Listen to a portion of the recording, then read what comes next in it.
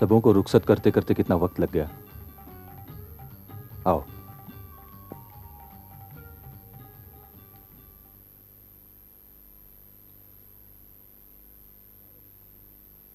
बारह बज चुके हैं। अब और कितनी देर खड़े रहोगे? चलो बत्ती बुझा दो, हम सो जाते हैं। नहीं, मैं अलग सोऊंगी। तुम अलग सोओगी तो हमारी सुहागरात कैसे होगी? नहीं नहीं, मैं अलग सोऊंगी। क्यों? मैं आपसे कुछ कहना चाहती हूँ।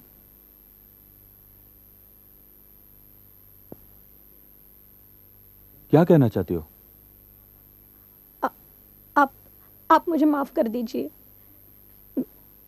मैं किसी और से प्रेम करती हूँ।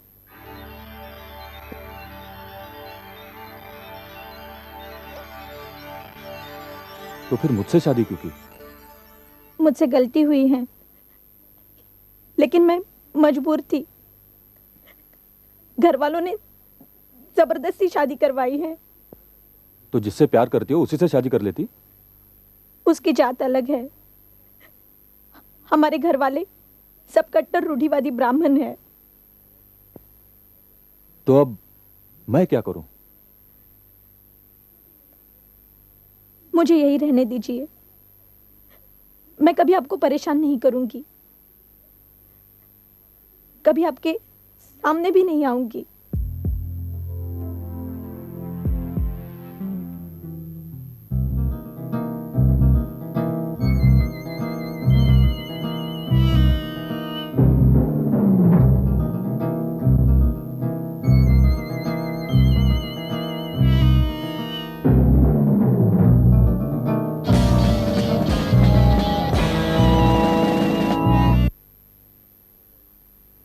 इस समस्या का एक सीधा साधा हल है, तलाक। नहीं। नहीं क्यों?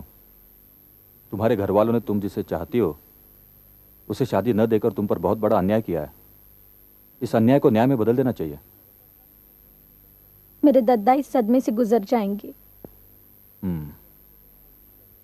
मतलब इससे तुम्हारे रूढ़िवादी परिवार को बहुत बड़ा धक्का लग जाएगा।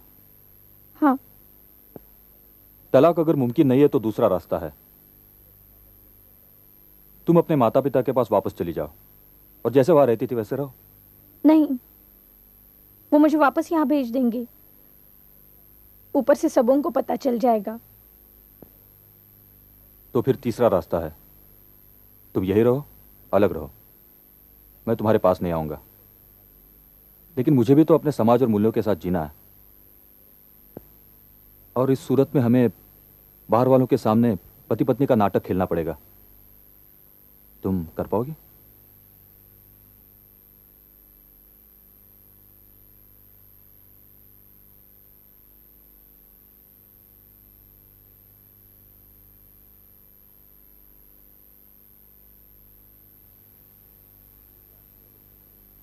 नकुल की आंखों में अगर धूल झोंकना है तो मुझे तुम्हारे कमरे का बाथरूम इस्तेमाल करना पड़ेगा। कोई और बाथरूम इस्तेमाल किया तो नकुल को शक हो जाएगा। तो मैं जाऊं तुम्हारे बाथरूम में?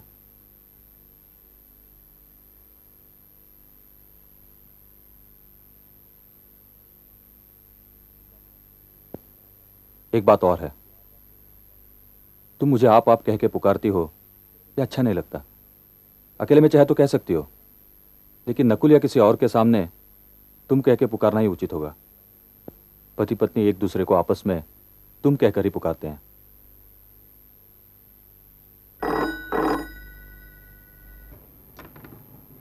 हेलो।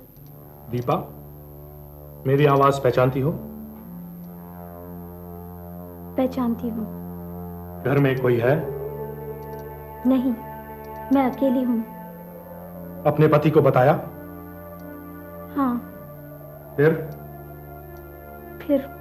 कुछ नहीं। रात को तुम्हें परेशान किया? नहीं। तुम अकेली सोई थी? हाँ। ठीक है, इसी तरह चलाती रहो। लेकिन कब तक? थोड़ा वक्त लगेगा, तुम परेशान ना हो, सब ठीक हो जाएगा। कसम याद है? कसम? कसम खाई थी, मेरा नाम किसी को नहीं बताओगी। काली माई की कसम खाई थी, याद है? याद है। तुम्हारा पति शायद मेरा नाम हुलिया जानने के लिए तुम्हें तंग करेगा। नाम तो नहीं पूछा, और अगर पूछते तो नहीं बताती। बहुत अच्छा, मैं बीच बीच में टेलीफोन करूंगा, दोपहर को इसी वक्त, जब तुम्हारा पति घर पर नहीं रहेगा। ठीक है, लेकिन जो कुछ करना है जल्दी करो।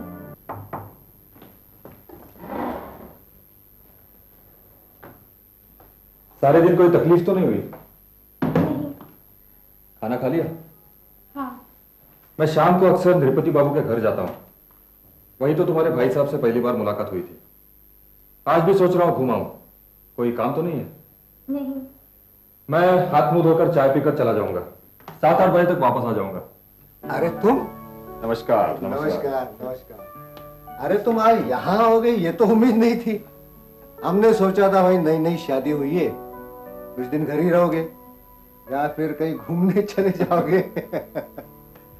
और सुनाओ देवाशीष, विवाहित जीवन कैसा चल रहा है? बस ठीक ही है। शुरू शुरू में सब ठीक ही लगता है, बाद में एक किस्म के लोग हैं जिन्हें चांद में सिर्फ कलंक ही नजर आता है, चांद नजर नहीं आता। देवाशीष, ये प्रवाल गाने बजाने वाला कुछ ज्यादा ही सेंसिटिव, बुरा मत मान। अरे तुम यहाँ क्या कर रहे हो? कल शादी हुई और आज यहाँ बैचलर क्लब में? झगड़ा वगड़ा तो नहीं हुआ? नृपति दा, हाँ? आज का अखबार देखा? हाँ पढ़ा है, लेकिन कोई खास बात तो नहीं पड़ी। क्यों? यह खबर हमारे मोहल्ले की है। अखबार के तीसरे पन्ने पर कोने में एक छोटी सी खबर छपी है। गोल पार्क के पास कल एक भिखारी मर गया है, किसी ने उसकी हत्या की है। और सबसे ज्यादा ताज्जुब की बात यह है कि हत्यारे ने भिखारी की पीठ से उसके सीने तक स्याही का कांटा घुसाकर उसकी हत्या की है। हाँ, छोटी खबर थी इसलिए शायद नहीं पड़ी होगी। और किसी ने ये खबर पढ़ी है क्या? स्याही का कांटा हाँ। किसी इंसान के शरीर में घुस सकता है, टूटेगा नहीं। अच्छा, ये स्याही का कांटा मिलता कहाँ है? बाजार में बिकता है क्या? नहीं नहीं, हर जगह नहीं मिलता। सुना है कि न्यू मार्केट में किसी किसी दुकान में मिलता है। इसके अलावा बंजारे कभी कभी मैदान में बेचते हैं। लेकिन चाकू छुरी होते हुए कोई स्याही के कांटे से क्यों खून करेगा? ये मुझे तो लगता है ये किसी पागल का काम है, क्योंकि एक पागल ही स्याही के कांटे से किसी का खून करने की सोच सकता है। जिसने भी खून किया अच्छा ही किया है, भिखारी को मारकर समाज का कल्याण ही किया है। जो लोग कुछ काम नहीं करते उन्हें समाज में जीने का कोई हक नहीं। अच्छा नृपति दा, चलता हूं।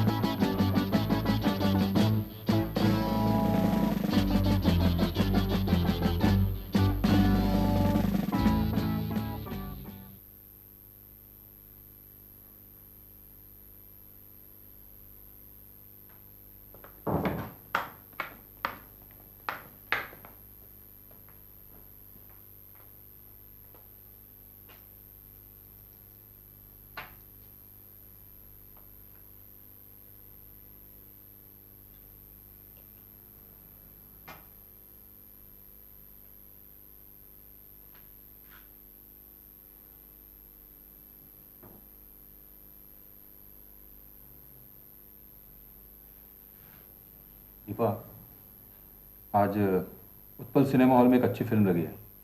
हमारे मैनेजर ने 2 टिकटें भी भेजी हैं, देखोगी? नहीं। डरो मत, मैं सिनेमा हॉल के अंधेरे में तुम्हारे शरीर को हाथ नहीं लगाऊंगा। वो बात नहीं, मुझे सिनेमा देखने का शौक नहीं है। नमस्कार। अरे भाई, सुना तुमने? क्या? फिर स्याही का कांटा? हाँ, कहाँ? बैठो बैठो, बताता हूँ। शायद तुम अखबार नहीं पढ़ते। आज से 1 महीना पहले एक भिखारी को स्याही का कांटा चुभाकर मार डाला था, याद है? हाँ। परसों रात एक मजदूर लेक के किनारे एक बेंच पर सो रहा था। फिर किसी ने स्याही के कांटे से उसके दिल में छेद कर दिया और वो वहीं मर गया। किसने खून किया कुछ पता चला? नहीं, अभी पुलिस छानबीन कर रही है। अरे पुलिस जिंदगी भर छानबीन करके भी कुछ नहीं कर पाएगी, लेकिन एक बात साफ है कि उस भिखारी और इस मजदूर का हत्यारा दोनों एक ही आदमी है। इसके अलावा और कोई कुछ जान पाया है? भाई दोनों खून हमारे मोहल्ले में हुए हैं, इसलिए ये अनुमान तो लगाया जा सकता है कि खूनी हमारे मोहल्ले का ही है। हो सकता है। चाय पियो, चाय पियो। लीजिए चलिए। चाय। क्यों मियां तानसेन, तुम्हें क्या लगता है? मुझे लगता है हत्यारा पागल है और तुम सबों का दिमाग खराब है। हमारा दिमाग क्यों खराब है? बोलो। या दिमाग खराब है या तुम सब ढोंगी हो। किसी कुली मजदूर का किसी ने खून कर दिया है तो तुम लोग परेशान क्यों हो रहे हो? तुम लोग कहना क्या चाहते हो? उस मजदूर के लिए तुम्हारा दिल रो रहा है? बिल्कुल। क्या वो मजदूर नहीं रोता? दिल है भाई, ये भी तो वो भी आदमी था।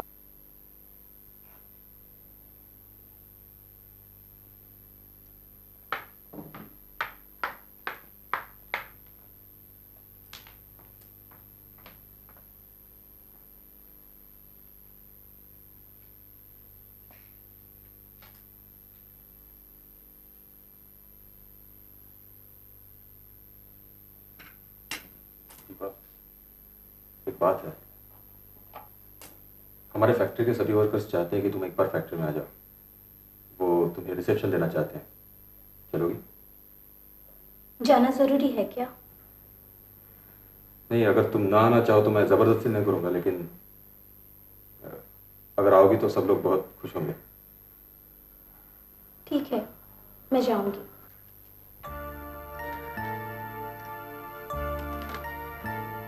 नकुल जी। गाड़ी में और भी गुलदस्ते हैं, ले आओ। बहुत अच्छा।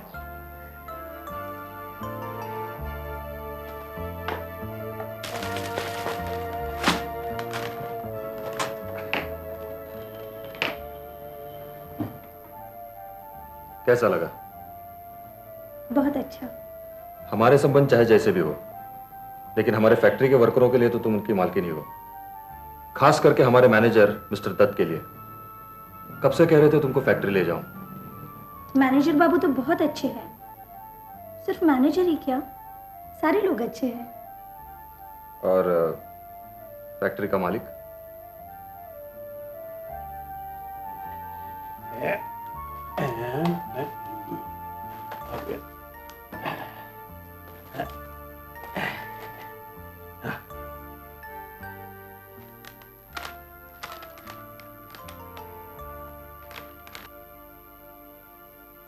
तुम्हें फूल बहुत पसंद है ना? बहुत। हमारे यहाँ छत पर 10 फूलों के गमले हैं। तरह तरह के फूल लगाए थे मैंने। पीला गुलाब भी है। तो यहाँ भी बगीचा लगाओ ना, हमारे मकान के चारों तरफ काफी जगह है। ये सभी गुलदस्ते मैंने अपने हाथों से बनाए हैं। सभी लाल गुलाब हैं। नीचे चारों तरफ 4 फूलदानियां रखी हैं। तुम अपने कमरे में देखना। तुम? चलो नीचे चलते हैं।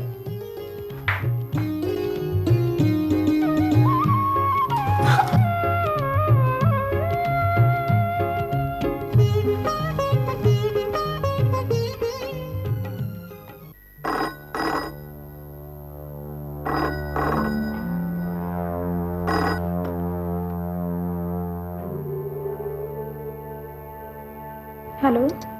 मैं हूं। मेरी आवाज पहचानी? हाँ। कहीं कुछ गड़बड़ी तो नहीं है? नहीं। तुम्हारा पति कैसा आदमी है? ठीक है। तुमसे कोई जबरदस्ती तो नहीं करता? नहीं। बिल्कुल भी नहीं? नहीं। और कुछ दिन ऐसे ही रहना होगा। सुना तुमने? हाँ। ठीक है, फिर टेलीफोन करूंगा।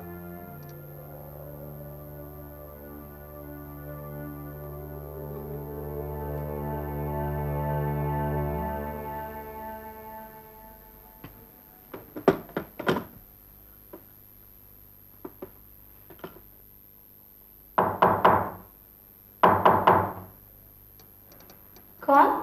मैं देवाशीष।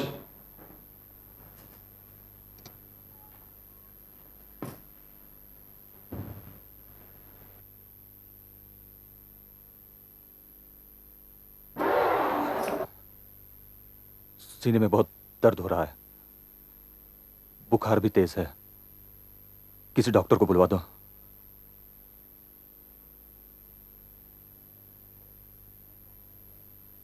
अरे ये क्या? हाँ डॉक्टर सेन, मेरा तो सब कुछ उल्टा है। ऐसा ही लगता है। पहली बारिश में ही इन्फ्लुएंजा, सीने में सर्दी जम गई है। मैं एक दवाई देता हूँ, उसी से फायदा होगा।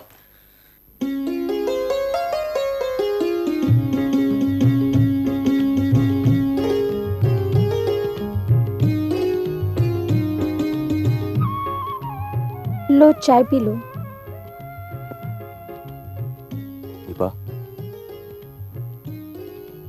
आज 10 दिन हो गए। ये 10 दिन मेरी बीमारी के बावजूद मेरे लिए सबसे सुखी दिन थे। ये तुम्हारा सुबह शाम आना, मेरी देखभाल करना, मेरे लिए खाना बनाना, यहां बैठकर मुझसे बातें करना, रात को वक्त बेवक्त चुपचाप मुझे देखकर चली जाना। लगता है तुम मुझसे बेशक प्यार नहीं करती, लेकिन मैं तुमसे प्यार करने लगा हूं।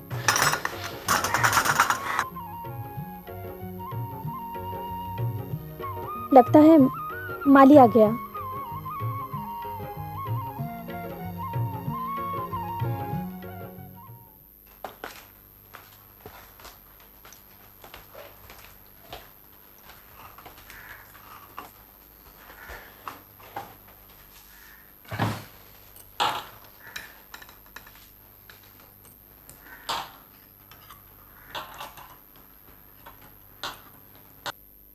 कल मुझे सिनेमा दिखाने ले जाओगी? अगर तुम्हारी मर्जी नहीं है तो सिर्फ मुझे खुश करने के लिए सिनेमा जाने की जरूरत नहीं है। नहीं, मैं जाऊंगी। और अगर अंधेरे में तुम्हारा हाथ पकड़ लिया तो? मैं जानती हूँ आप ऐसा नहीं करेंगे। ठीक है, ले जाऊंगा।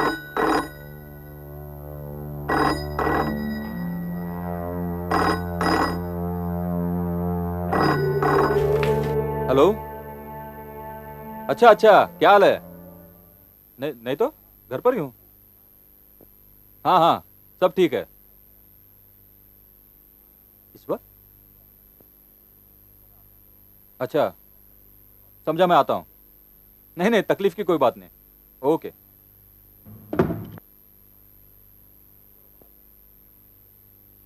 मुझे जरा बाहर जाना है, आधे घंटे बाद आऊंगा।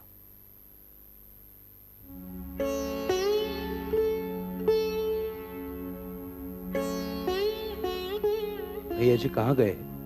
कब तक आएंगे? कहाँ गए हैं ये तो नहीं मालूम। कहा था आधे घंटे में आ जाएंगे। आधा घंटा? अभी तो 1.5 घंटा हो गया। भैया जी इतनी देर तो कभी नहीं करते।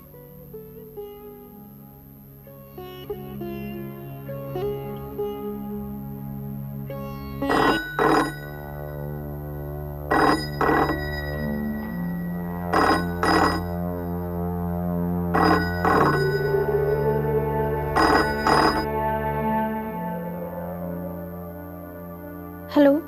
मैं हूं, मेरी आवाज पहचानती हो? हाँ। तुम्हारे पति घर में है? नहीं। सब ठीक ठाक है ना? हाँ। तुम जैसी थी वैसी ही हो ना? हाँ। मेरा नाम किसी को नहीं बताया? नहीं। काली माई की कसम खाई थी, याद है? याद है। बस आज इतना ही, सावधान रहना। फिर टेलीफोन करूंगा जल्दी ही।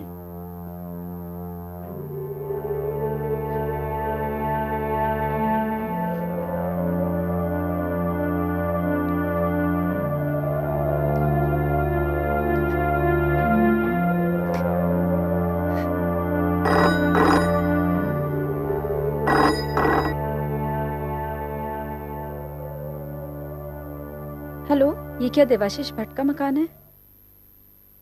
जी हाँ। आप क्या उनकी पत्नी हैं? हाँ। मैं रास बिहारी अस्पताल से बोल रही हूँ। आप इसी वक्त यहाँ आ जाइए। क्यों, क्या हुआ? आपके पति का एक्सीडेंट हुआ है, आप फौरन आ जाइए। वो जिंदा तो है? हाँ, थोड़ी देर पहले ही होश में आए हैं। ठीक है, मैं अभी आती हूँ।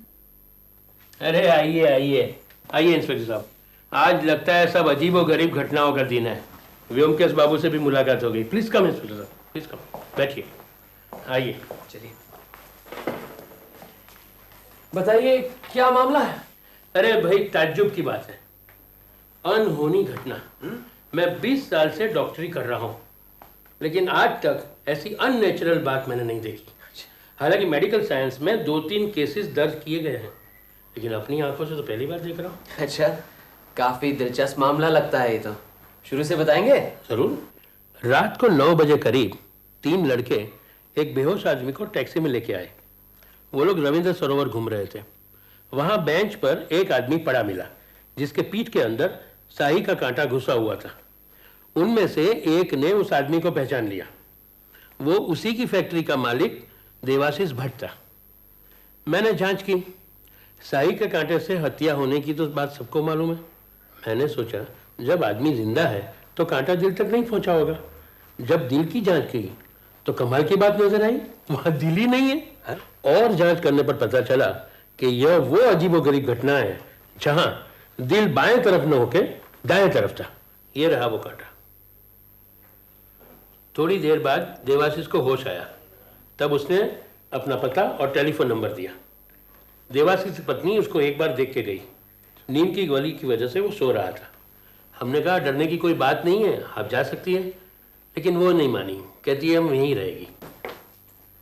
नमस्ते, आप देवाशीष भट्ट की पत्नी हैं? जी हाँ। उनके यहाँ क्या कोई और रिश्तेदार नहीं है? नहीं, कोई रिश्तेदार नहीं। तो आपके तो रिश्तेदार होंगे यहाँ पर, वो कहाँ रहते हैं? हाँ, मेरे माता पिता भाई है, नजदीक ही रहते हैं। तो आप क्या उनका पता दे देंगे हमें? हम जरा उनसे मिलना चाहते हैं। मैं दीपा का बड़ा भाई हूँ, विजय माधव। मेरे माता पिता अभी अभी अस्पताल गए हैं। आपकी बहन की शादी कब हुई थी? यही कोई 2-3 महीने पहले। क्या करते हैं आपके जीजा जी? उनकी खुद की फैक्ट्री है। कोई सगे संबंधी रिश्तेदार? जहां तक मैं जानता हूं कोई नहीं। दोस्त वगैरह? कह नहीं सकता। हाँ, हमारे ध्रुपति लाहा के घर हर शाम हमेशा एक महफिल जमती है, वहां जाया करता था कभी कभी। लेकिन आप ये सब क्यों पूछ रहे हैं? बताता हूं, लेकिन फिलहाल बात अपने तक ही रखिएगा। किसी ने देवाशीष बाबू की जान लेने की कोशिश की है। मुझे मालूम था। क्या मालूम था? ये हादसा होने वाला है, ये मुझे मालूम था। अगर मालूम था तो फिर पुलिस को खबर क्यों नहीं दी? आसामी कौन है ये नहीं मालूम। बात क्या है, क्या आप साफ साफ बताएंगे? एक दिन मैं जल्दी वापस घर जा रहा था। रास्ते में मैंने देखा कि मेरी छोटी बहन एक सूटकेस लिए बालीगंज स्टेशन की तरफ जा रही है। उसे पूछने पर कोई ठीक से जवाब नहीं मिला तो मैं उसे घसीट कर घर ले गया। घर आते हुए रोते रोते दौड़कर अपने कमरे में चली गई। वहां मुझे टेलीफोन के पास एक चिट्ठी मिली। उसमें लिखा था, मैं जिससे शादी करना चाहती हूँ उसके साथ घर छोड़कर जा रही हूँ। मुझे ढूंढने की कोशिश मत करना। दीपा। किसके साथ भाग रही थी? कौन है वो? बता, कौन है वो? क्या नाम है उसका? मैं नहीं बताऊंगी। बहुत कोशिश की, लेकिन आज तक उसका नाम नहीं बताया। हम लोगों ने फैसला किया कि जल्द इसकी शादी कर देनी चाहिए। आओ विजय आओ। आज इतनी जल्दी कैसे आ गए? त्रिपति जी, मेरी छोटी बहन दीपा के लिए हम लोग लड़का देख रहे हैं। अच्छा। पढ़ा लिखा, अच्छे खानदान का। है कोई लड़का? वैसे आपके यहाँ तो बहुत लड़के आते हैं। हाँ, लेकिन लड़का हमारे खानदान का होना चाहिए। तुम्हारे खानदान का? हाँ, एक लड़का है तो सही। फिर मैं, पिताजी, दादा और नृपति बाबू देवाशीष को मिलने उसके घर गए। लड़का सबको अच्छा लगा। फिर हमने देवाशीष और दीपा को मिलवाया। देवाशीष को दीपा बहुत पसंद आई और फिर एक अच्छा दिन निकालकर हमने दोनों की शादी कर दी। दीपा किसे प्यार करती थी कुछ पता नहीं चला? नहीं, ये दीपा का कमरा है। यहाँ जो भी है सब उसी का है। कुछ खास लेकर गई नहीं आज।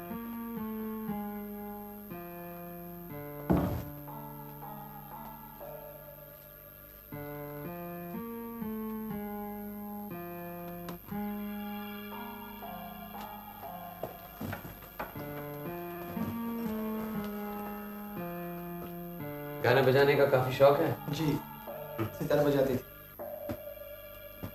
कितनी पढ़ाई की उसने?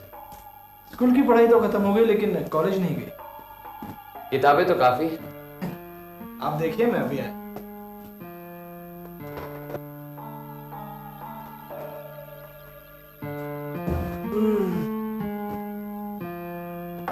तलाशी लेने लायक कुछ खास तो नहीं है। ये ट्रंक है पलंग के नीचे। आप जरा इसे देखिए, मैं तब तक ये किताबें देख लूं।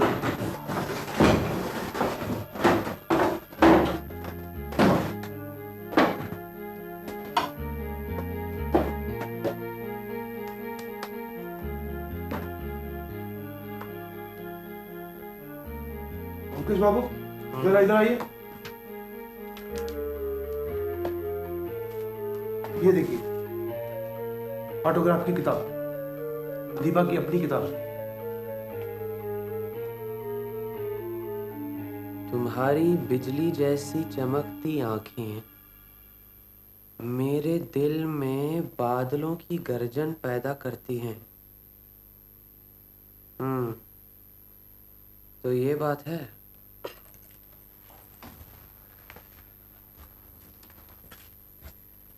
आप तो कल से यहाँ हैं। थोड़ी देर के लिए घर आइए, तब तक हम देवाशीष बाबू से कुछ बातें कर लें। हाँ, मैं भी यही कह रहा था। लेकिन मैं आधे घंटे में वापस आऊंगी। जी बहुत अच्छा।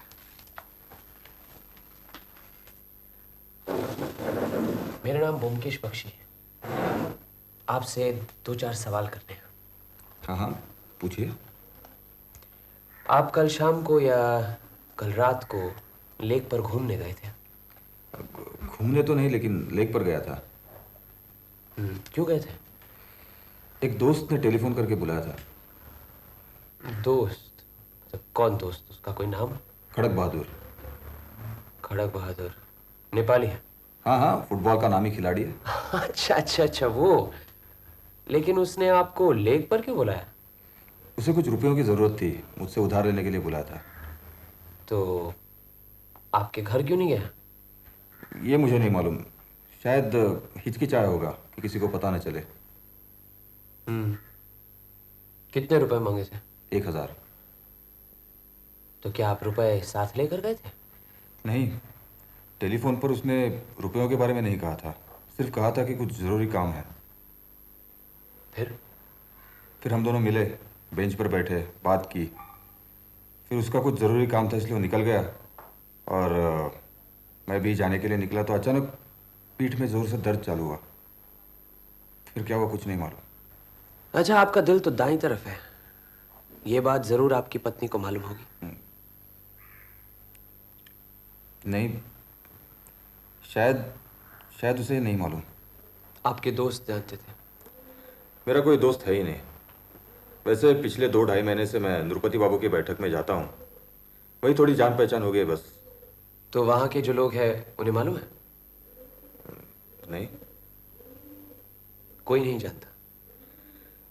मेरे पिताजी को पता था और मेरे डॉक्टर जानते हैं। अच्छा, ये ब्योमकेश बख्शी कौन है? अरे ब्योमकेश बख्शी नहीं मालूम? अरे वो, आइए आइए। हम आप ही का इंतजार कर रहे थे। मेरा नाम नृपति लाहा है। ये है कपिल बोस, ये प्रवाल गुप्ता, ये सुजन मित्र और खड़क बहादुर। विजय मुखर्जी का परिचय तो आपका पहले से ही है। उसी ने तो हमें ये सब बताया है। आप लोग खड़े क्यों हैं? आप बैठिए ना, बैठिए ना। आइए बैठिए बैठिए बैठिए।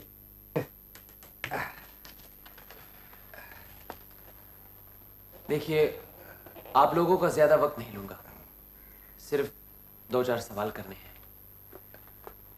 खड़क बहादुर, आपने कल रात को देवाशीष बाबू को टेलीफोन किया था? हाँ, किया था। कहाँ? यहीं से। कल हम सब यहाँ पर थे, देवाशीष के अलावा। जब वो नहीं आया तो मैंने उसको यहाँ से फोन किया। फिर आपकी मुलाकात लेक पर हुई थी। फिर जब आप देवाशीष बाबू से मिलकर चले गए तो आपने आसपास किसी को देखा? हम एक सुनसान सी जगह पर बेंच पर बैठे हुए थे, अंधेरा हो गया था। लेकिन इस केस के बारे में मेरी एक धारणा है। वो धारणा यह है कि किसी अज्ञात आदमी ने साही के कांटे से 3 लोगों को मार के आखिर में देवाशीष की जान लेने की कोशिश की। चारों बार हत्या का औजार साही का कांटा रहा है। हत्यारा यह बताना चाहता है कि ये जो 4 हत्याएं हुई हैं, इनके लिए सिर्फ एक ही आदमी जिम्मेदार है। यहां तक बात आप सबकी समझ में आई? अब अगर हत्यारा पागल है और भिखारी, बेरोजगार, गरीब मजदूरों को मार रहा है तो हम कुछ नहीं कर सकते। कुछ ही दिनों में अपने आप पकड़ा जाएगा। लेकिन चौथी बार हत्यारे ने एक संपन्न सज्जन देवाशीष को जान से मारने की कोशिश की। इससे यह साबित होता है कि हत्यारा पागल नहीं है। पागलपन का ढोंग रचाकर साही के कांटे से सिर्फ देवाशीष को मारना चाहता है। अब अगर वो सिर्फ अकेले देवाशीष को मारता तो पकड़े जाने का डर है। इसीलिए पुलिस की आंखों में धूल झोंककर उसने बिना वजह 3 लोगों को मार डाला। यह मेरी धारणा है। आप सब क्या इसे मानते हैं? मान लीजिए इसके बाद भी 5वां खून हो, तब तो आप यह नहीं कह सकते कि देवाशीष ही खूनी का एकमात्र लक्ष्य है।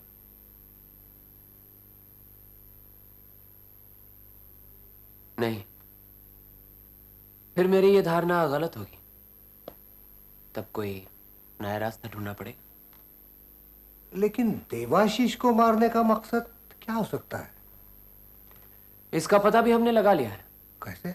बस 24 घंटों के अंदर सब पता चल जाएगा। इसी सिलसिले में हम अभी दीपा से मिलने जा रहे हैं। चलिए इंस्पेक्टर, आइए।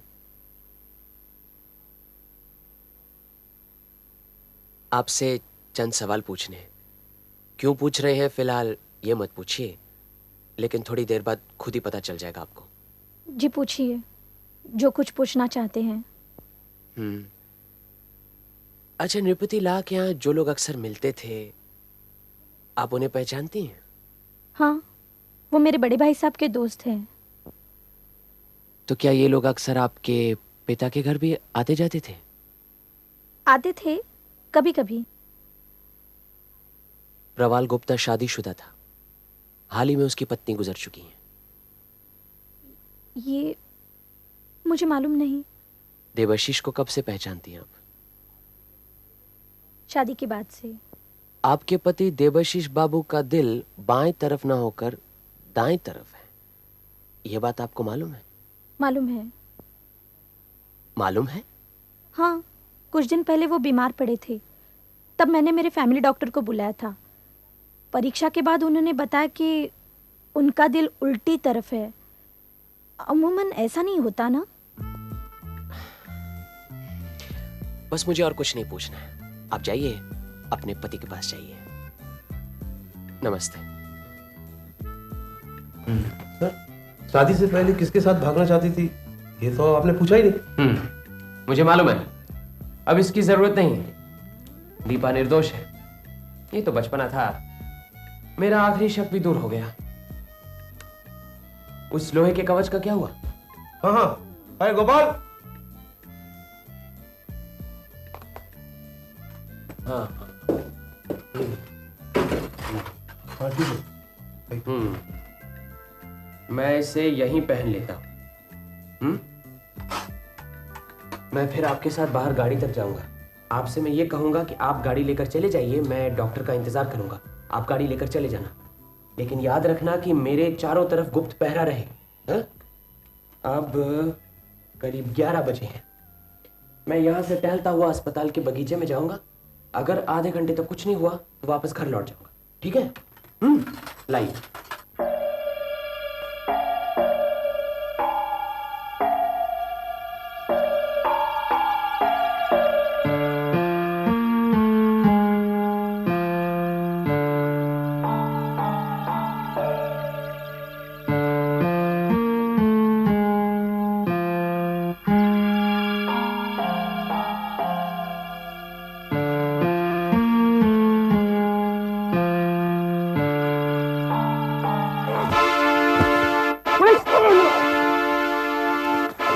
पकड़ो इसे।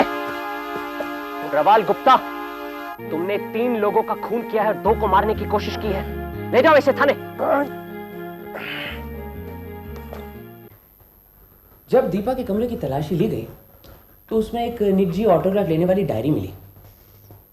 उस डायरी में जिसके दस्तखत मिले वो उसी नृपति लाहा की बैठक में से एक आदमी था। वो था प्रवाल गुप्ता। प्रवाल गुप्ता ने उस डायरी में रविंद्रनाथ टैगोर की कविता के साथ साथ अपने दस्तखत भी लिए थे। उसमें उसने ये लिखा था कि तुम्हारी बिजली की तरह चमकती आंखें मेरे दिल में बादलों की गरज पैदा करती। दीपा को गाना बहुत पसंद था और प्रवाल गुप्ता अच्छा गायक था। उसने दीपा को अपने गानों से मोह लिया था। दीपा को मालूम था कि उसके घर वाले शादी के खिलाफ होने वाले हैं। उसने ठान लिया घर से भाग जाएगी, लेकिन बेचारी पकड़ी गई और फिर उसके घर वालों ने देवशी से उसकी शादी करवा दी। अब प्रवाल गुप्ता की तरफ से कहानी सुनो। प्रवाल गुप्ता शादीशुदा था। ये बात उसने दीपा से छुपा कर रखी थी। उसकी पत्नी मर गई थी। अब मर गई थी या मारी गई थी हम इस बात पर नहीं जाते। इस शादीशुदा स्थिति में उसने दीपा को अपने प्रेम जाल में फंसाया। उसने सोचा होगा कि अमीर घराने की इकलौती बेटी से शादी करता तो उसकी हालत अपने आप सुधर जाती, लेकिन दीपा की शादी देवशीष से हो गई। फिर उसने ठान ली कि वो देवशीष को मारकर उसकी विधवा से शादी कर लेगा। इससे देवशीष की सारी दौलत उसके हाथ लगेगी और फिर देवशीष का तो कोई रिश्तेदार नहीं था ना, राजकुमारी और पूरा राज्य दोनों एक साथ। लेकिन अगर वो देवशीष का खून पहले करता तो लोग उसे शक की नजरों से देखते। और प्रवाल गुप्ता बड़ा ही क्रूर मतलबी आदमी था। उसने पहले तो 3 गरीबों को मार डाला। और गौर करने की ये बात है कि पहला खून उसने दीपा की सुहागरात पर किया था। अब वो देवाशीष को मारने का मौका ढूंढ रहा था। फिर एक दिन उसे मौका मिला। नृपति बाबू की बैठक में उसने खड़क बहादुर को देवाशीष बाबू से टेलीफोन पर बात करते हुए सुन लिया। वहां फिर पेड़ों की आड़ में छुप गया। अब कुदरत की अजीब लीला देखो।